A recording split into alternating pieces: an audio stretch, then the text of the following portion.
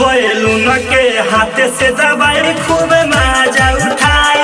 दोनों बैलून के हाथ से दबाई खूब मजा उठाई। देहिया पर हमारा सीधे चढ़ जाए खूब मजा उठाई।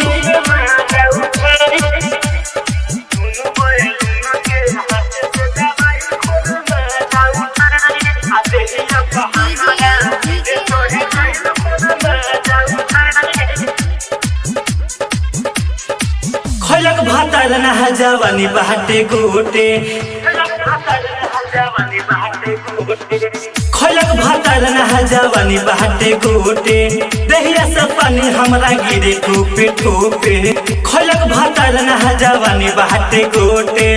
दहिया से पानी हमरा गिरे ठोपे ठोपे। हमारा के पावर हमरा तनको ना बुझाइल खूबे मजा उठाई। देहिया पर हमारा सीधे चढ़ जाइल खूबे मजा उठाई। देहिया पर हमारा सीधे चढ़ जाइल खूबे मजा उठाई।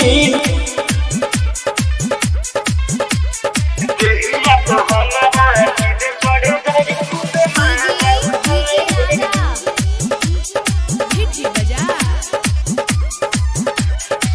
अर्जुन कौन हैया हमके कह देहले तंग हो।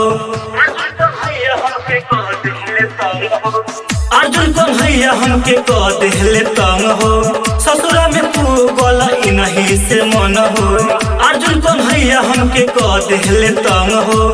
ससुरा में पूगल इनही से मन हो। हमारा जवानिया के रस खूबे खाई खूबे मजा उठाई। हमारा जवानिया के रस खूबे खाई खूबे मजा उठाई।